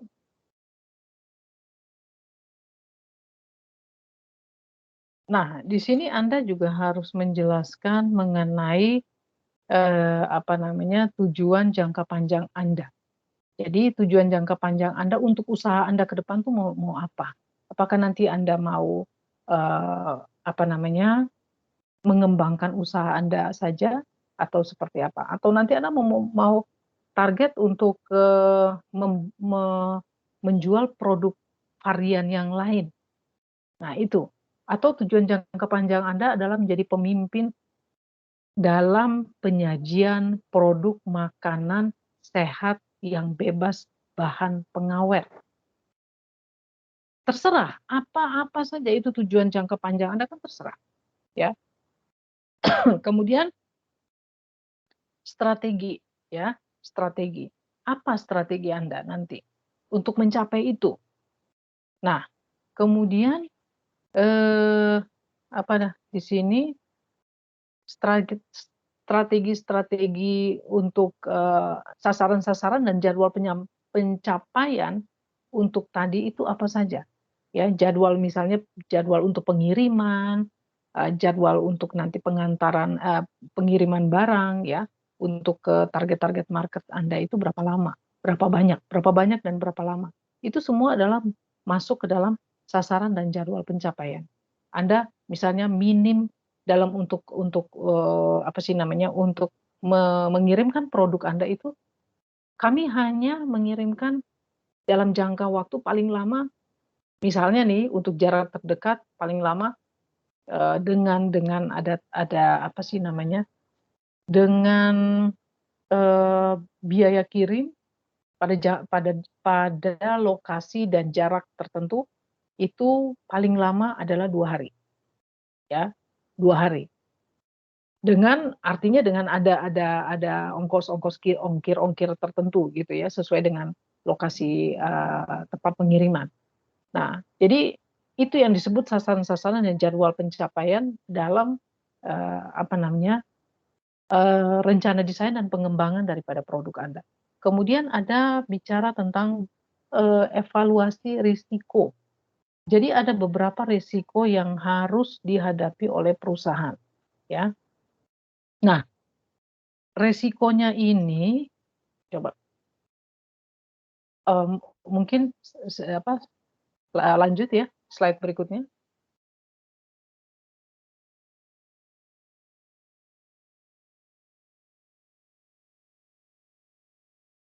Ya, ada resiko kompetitif, pasar, operasional, finansial, pelaksanaan, dan ekonomi. Kalau kita bicara resiko kompetitif, itu adalah kompetitor itu bisa saja dia menurunkan harga, ya, untuk meningkatkan persaingan dia bisa menurunkan harga, ya, atau dia memasarkan produk atau jasa dengan lebih agresif. Kalau dia memasarkan produk atau jasa dengan lebih agresif, otomatis ada strategi yang dia lakukan. Misalnya apa? Dengan strategi promosi tadi. Misalnya beli 1 dapat 1 dan lain sebagainya. Atau dia untuk mendorong pembelian lebih banyak, itu dia dengan memasarkan strateginya tadi. Atau dia terus-menerus mempertinggi penawaran, ya. Jadi terus nawarin produk dengan berbagai tawaran-tawaran yang menarik, ya. Ada dengan apa namanya, dengan diskon, ya, dengan ada dapat hadiah dan lain sebagainya.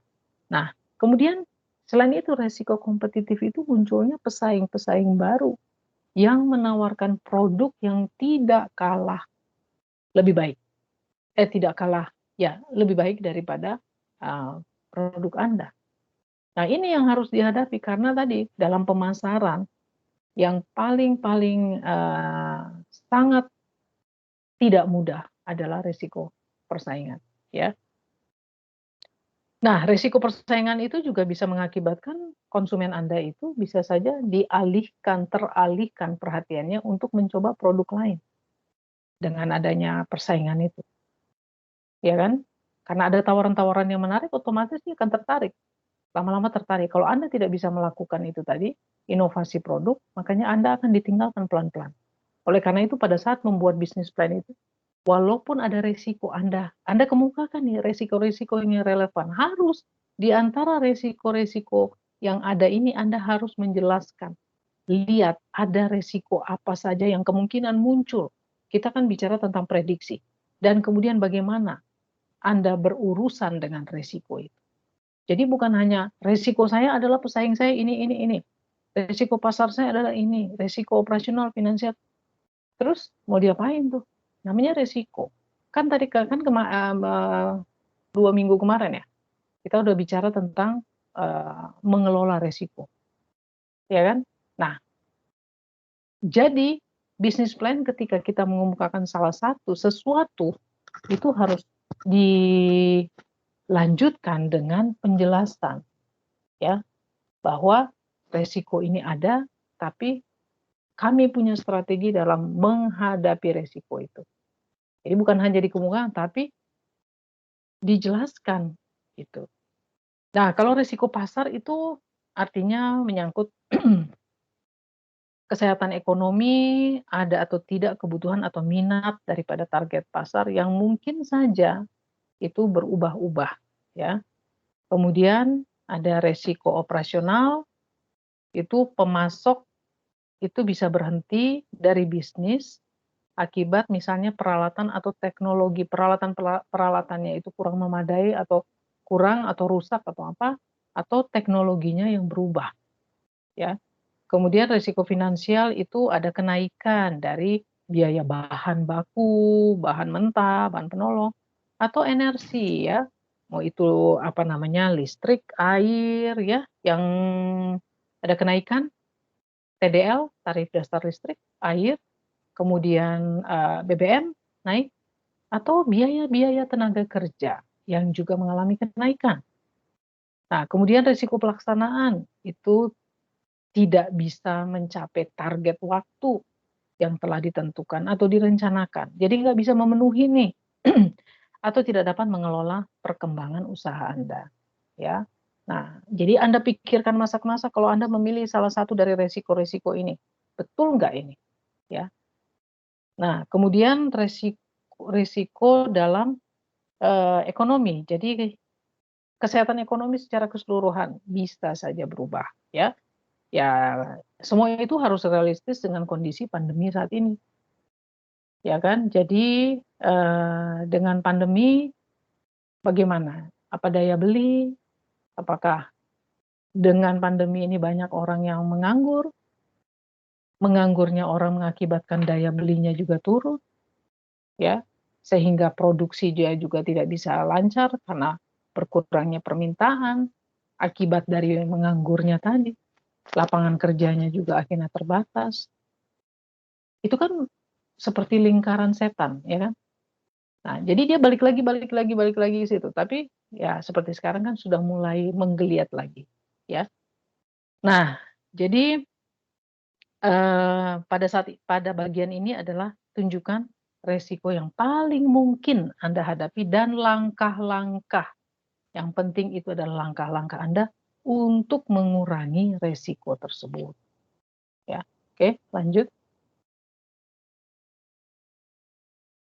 Nah, pilihan untuk exit plan atau rencana keluar. Ya, jadi ketika Anda memilih Anda membuka bisnis, ya, berbisnis itu kan nggak selamanya. Suatu saat Anda pasti akan punya rencana keluar. Itu yang disebut dengan exit plan. Misalnya Anda mau go public, ya, tahu kan go public udah tahu ya. Kemudian Anda akuisisi, ya, pasti udah tahu lah, nggak usah dijelaskan. Kemudian Anda mau jual, ya. Jadi ada orang lain yang tertarik untuk membeli Anda. Jadi Anda udah punya rencana nih. Oh, saya mau jual misalnya. Atau Anda mau merger, ya. Itu Anda gabung, ya kan? Kalau merger itu kan gabung dengan perusahaan yang ada. Kemudian Anda mau buy out. Buy out itu satu atau lebih pemegang saham itu membeli saham dari pemegang saham yang lain. Jadi penjual dapat uang gitu. Kemudian Anda franchise-kan. Jadi Anda menjual hak waralaba Anda. Jadi Anda sebagai franchisor, Anda menjual hak waralaba Anda kepada franchisee. Jadi orang yang membeli hak waralaba Anda disebut dengan franchisee. Ya, jadi istilahnya Anda memberi izin orang untuk membuka usaha dengan syarat dan ketentuan. Jadi harus ya beli beli hak waralaba. Kalau untuk sekelas kayak McDonald, kayak KFC ya, itu bisa miliaran ya. Kemudian diwariskan. Bukan warisan ya, diwariskan, maaf, salah tulis. Diwariskan itu ya kasih ke orang lain, mau kasih ke saudara, mau kasih ke anak ya, atau Anda tutup. Ya. Jadi udah selesai operasi perusahaan ya selesai ya. Oke, lanjut. Nah, rencana operasi dan manajemen itu adalah menyangkut fasilitas-fasilitas. Nah, ini penting Anda buat itu ya, proses produksinya dari bahan baku sampai dari bahan mentah, bahan baku sampai berproses akhirnya menjadi produk. Anda tunjukkan produk Anda dengan foto-foto, ya. Jadi nanti foto tim Anda juga ada, kemudian nanti ada sini pengendalian persediaan, mungkin ada pasokan dan nanti Anda distribusikan itu kemana saja. Atau mungkin di sini ada research and development atau pengembangan produk, ya, ini memang lengkap begini. Artinya ya inilah bisnis plan, gitu ya. Kemudian kontrol keuangan, tim manajemen, konsultan dan lain-lain, ya. Oke, kemudian lanjut. Nah, analisis rencana keuangan juga harus ada.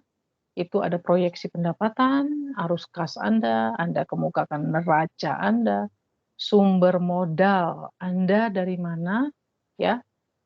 Kemudian penggunaannya untuk apa saja. Jangan sampai nanti Anda sumber modal nanti misalnya dari investor, kemudian nanti digunakan untuk beli panci, beli kompor gas, beli motor second gitu ya.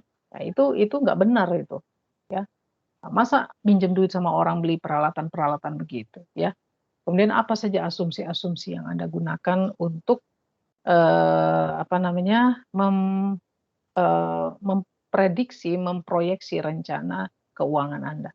Kemudian di sini ada analisis break-even point, payback period, internal rate of return, kemudian net present value, ya. Itu nanti Anda masukkan ke dalam analisis rencana keuangan Anda. Ya, kemudian lanjut. Nah, yang masuk ke dalam lampiran itu adalah kontrak kerjasama, ya. Ada rekomendasi, ada foto-foto, ada rincian-rincian apa tadi yang keuangan-keuangan itu, ada resume tentang CV Anda, ya. Apa namanya tuh? Oh ya, struktur organisasi jangan lupa ya. Jadi ada nanti siapa bagian produksi, bagian keuangan, bagian SDM, bagian pemasaran, itu ada struktur organisasi. Yang menjadi CEO-nya siapa? Kemudian ada deskripsi tugas dan tanggung jawab. Itu juga masuk ya. Jadi resume ya, ada foto-foto Anda dalam tim, itu masuk ke dalam lampiran tadi. Jadi rekomendasi ini adalah ini membantu sebenarnya untuk meyakinkan pihak yang menjadi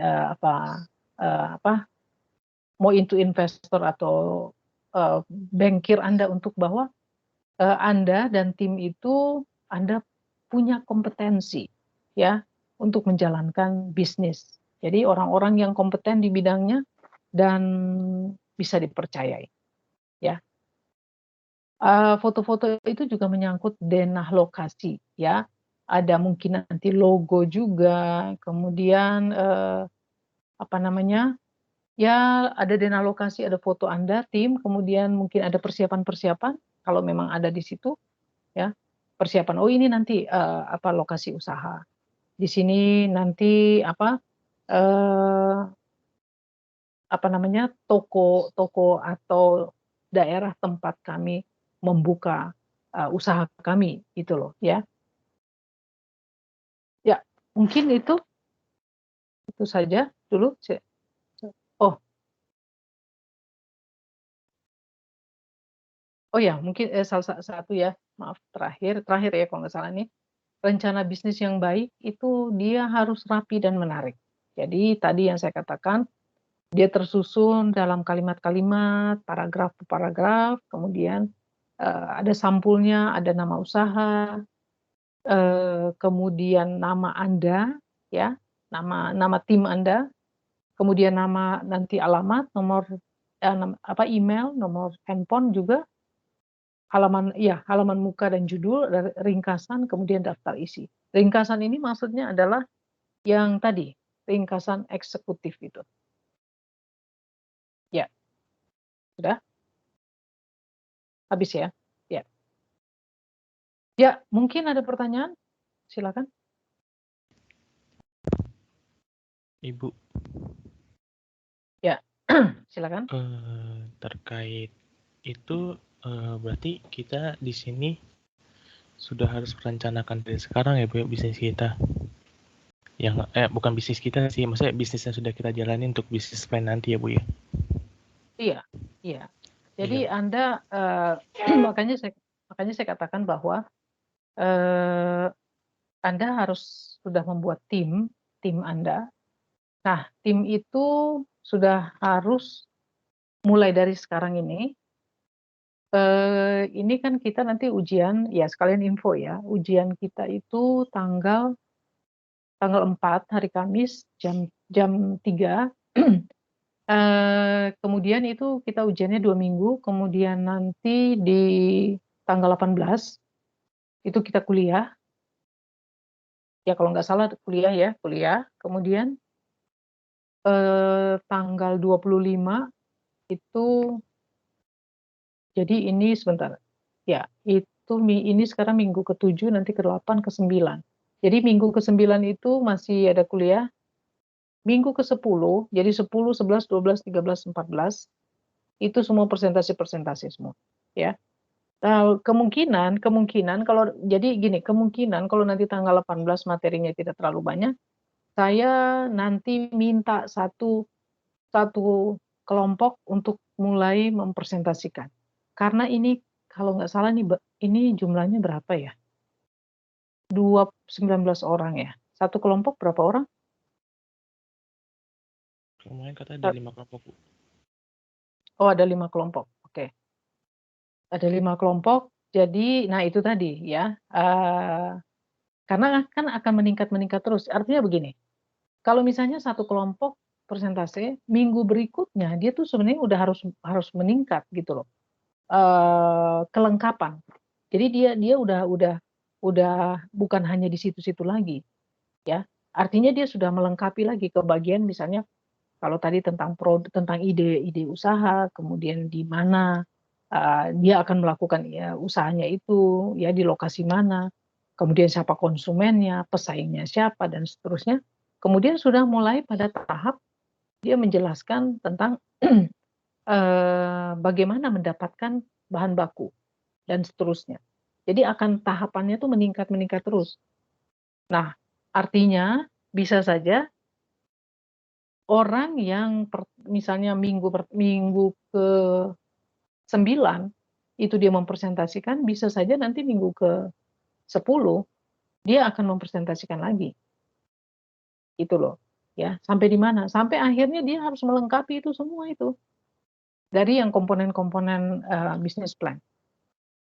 Ya, jadi untuk yang pertama itu sebentar ya ya, contohnya misalnya dia di sini tentang konsep bisnis ya, maaf ya, tentang ide dulu terus nanti masuk kepada sampai yang tadi kan, dari mana bahan baku, kemudian kenapa di situ, siapa pesaingnya dan lain sebagainya. Supaya saya mau melihat ini, sebenarnya dia ini kenapa dia pilih produk itu, ide itu punya potensi pasar, nilai pasar nggak? Kalau dia bicara ide bisnis, kenapa dia katakan dia punya nilai pasar? Ya, kenapa dia punya nilai pasar? Dia harus mengemukakan hal-hal yang relevan. Nilai pasarnya itu kan pasti ada konsumen. Konsumen apa yang Anda targetkan? Ingat, kita belajar pemasaran itu mengenai segmentasi pasar. Kenapa dilakukan segmentasi? Supaya si marketer ya itu bisa dia mengelompokkan pasar sesuai dengan target market yang bisa menyerap produk dia. Kalau dia tidak bisa mengidentifikasi kelompok, tidak bisa mengidentifikasi segmen pasarnya, bagaimana dia tahu potensi pasarnya? Gitu, ya. Jadi harus Anda paham dengan kondisi pasar. Kalau dikatakan misalnya Anda bekerja di belakang meja, terserah. Tapi ketika nanti tanya jawab, Anda kuasai enggak? Kalau memang Anda masih takut dengan kondisi saat ini, enggak apa-apa. Anda tanya sama orang atau bagaimana mungkin di lingkungan Anda dan lain sebagainya. Ya. Jadi saya tidak mengharuskan Anda harus turun lapangan setiap saat. Ya, saya paham lah kondisi sekarang. Ya, apalagi tadi katanya kasusnya ada naik lagi dikit ya. Nah, jadi tetap jaga protokol kesehatan. Ya, boleh Anda buat tugas tapi keselamatan kesehatan Anda juga dipentingkan. Ya, jadi jangan tanda petik kita menantang COVID. Ya, itu saya nggak mau hal-hal kayak gitu ya. Jadi tetap lakukan tapi tetap jaga prokes ya. Oke, Trimides gimana? Iya, Bu, paham. Ya, yang lain? Ibu Bu, tadi Ya. Ibu nyinggung ujian kan, Bu. 2 minggu itu gimana ya, Bu? Ya, ujian, kenapa? Iya, Maksudnya? maksudnya kita ujian di minggu pertama atau di minggu kedua, Bu? Oh iya, minggu pertama. Ujian kita di hari Kamis tanggal 4 November ya. Ya, saya sengaja kasih minggu pertama semua ujian kelas saya, karena ya saya kan harus periksa ujian. Kan kita juga dikasih waktu ya, untuk meriksa itu ada waktunya dari fakultas.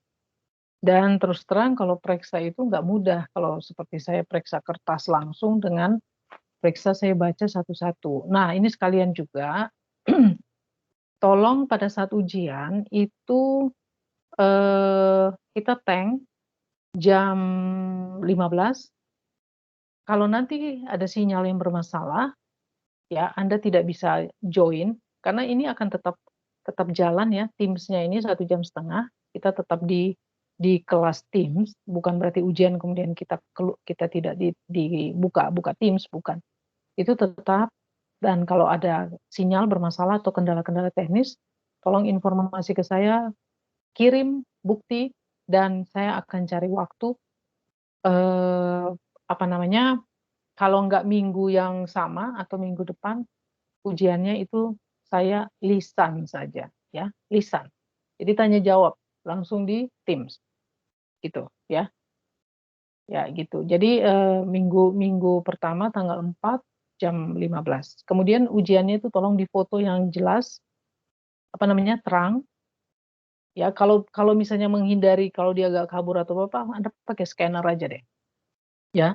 Nah, kemudian kalau dalam penjelasan itu tolong diusahakan itu jangan loncat-loncat. Misalnya untuk nomor 1 Anda jelaskan nomor 1, nanti penjelasan untuk misalnya nomor 1, setelah itu nomor 2. Anda lupa nih, nomor 1 tuh harus ada ditambah lagi. Kemudian ada selip-selipkan begitu. Saya terus terang ya, ini periksa dari handphone ini nggak gampang loh. Ya, sangat tidak gampang.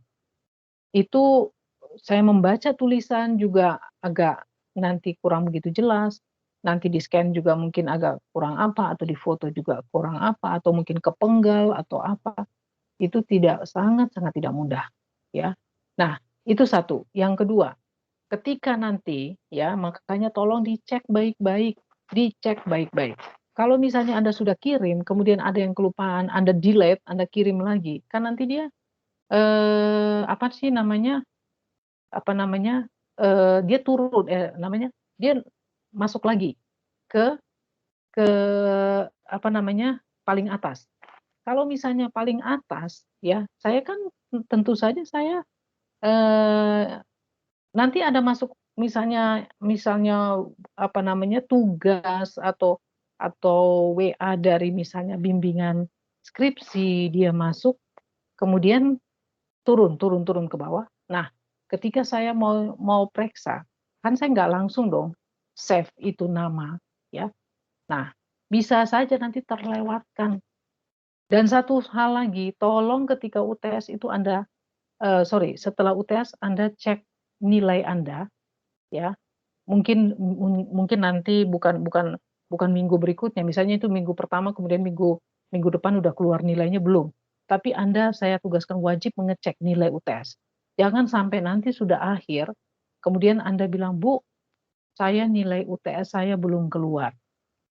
Itu pernah kejadian begitu, ya, karena keselip-selip tadi. Jadi dia udah kirim, dia delete lagi, dia kirim lagi. Nah, itu kan udah masuk lagi WA yang mana, jadi dia turun lagi, akhirnya terlewatkan saya. Itu pernah itu kejadian ada berapa kali, ya. Nah, jadi saya yang suka akhirnya mengecek. Nah, sulit kan kalau sudah namanya di WA itu sulit. Ini siapa? Ini siapa? Ya kalau makanya gini, strateginya Anda waktu Anda mau kirim, tulis mata kuliah, ya.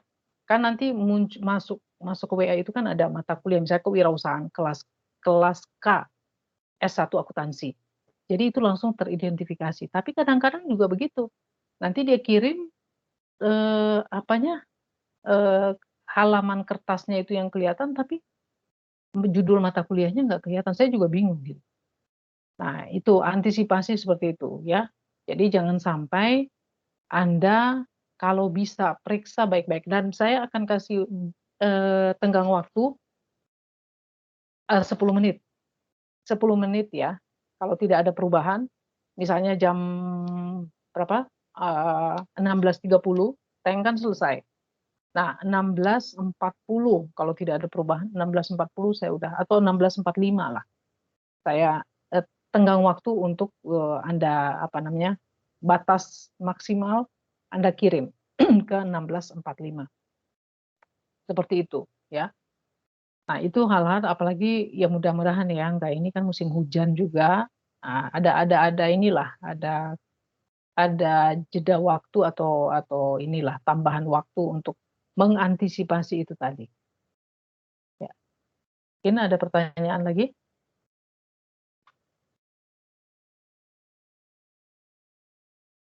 Berarti kita tulisan ya, Bu ya?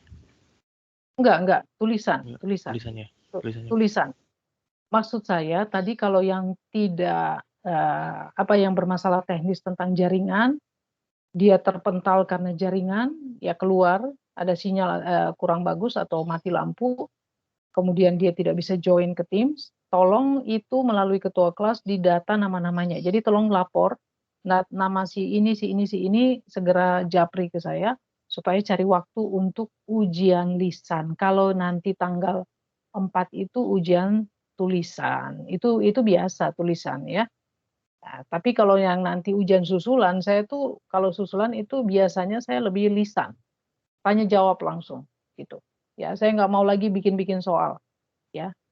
Lebih bagus tanya jawab aja lah, gitu. Jadi lebih praktis. Nanti saya buat soal, kemudian nanti saya harus ini lagi, kalau tanya jawab kan langsung lebih inilah intinya lebih praktis lah gitu. Ya, jadi jangan dipikir ujian lisan hari Kamis tanggal 4, enggak. Yang susulan maksudnya ya, itu yang lisan. Ada lagi? Tadi Bu yang tentang terkait rainbow. Apanya? Yang warna itu, Bu. Oh iya, oke. Warna itu, kira-kira yang entrepreneur yang mana ya? Yang A, B, C, D. Masih ingat?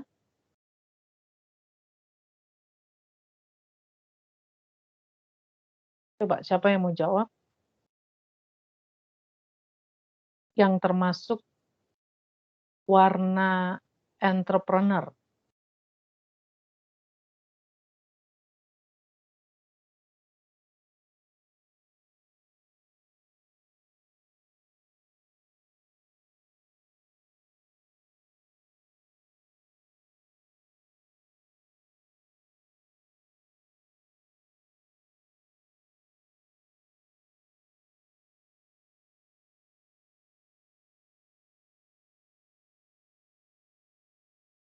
Saya, Bu.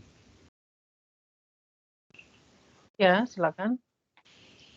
Kalau menurut saya sudah baca antara keempat warna tersebut Bu, tadi. Ya, suaranya agak terputus-putus, Ya. Trimides. Iya, Bu. Setelah saya baca dari keempat warna itu, Bu, yang Ibu kasih kemarin itu, seorang wirausaha itu saya lebih milih warna orange, Bu. Warna orange, bentar Iya. saya lihat ya. Warna orange, kenapa orange? Karena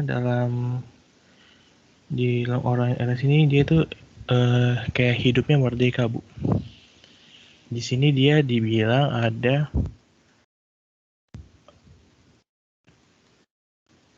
ada bersifat dia lebih kayak berani mengambil keputusan, cinta damai kan Bu, banyak akal dan logik dan spontan kan.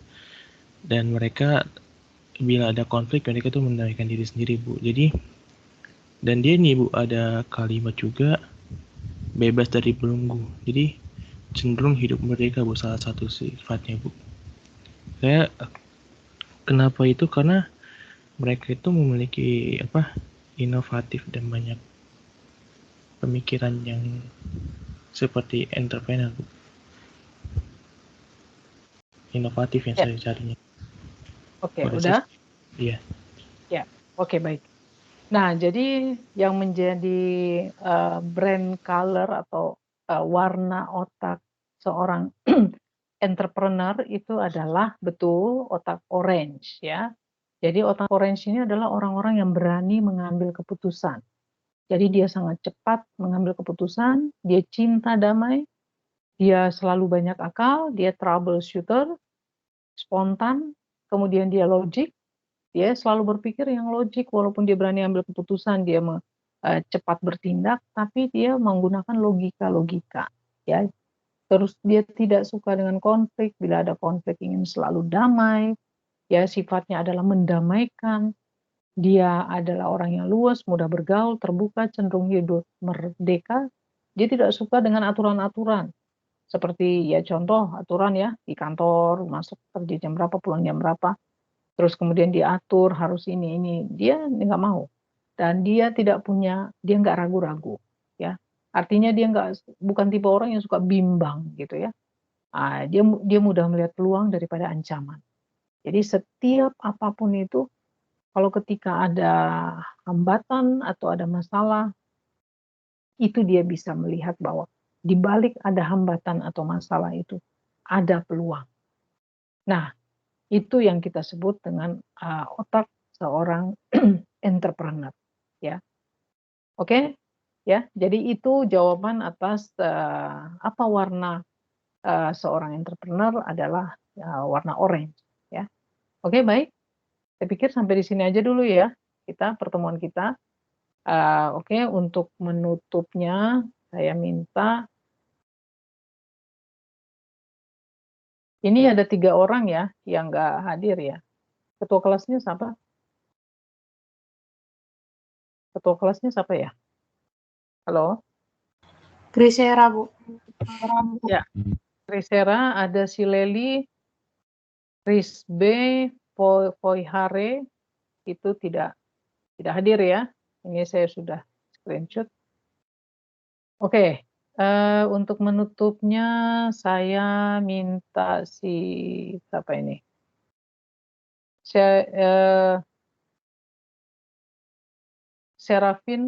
Serafin Benedikta. Hadir? Hadir, Bu. Ya, silakan.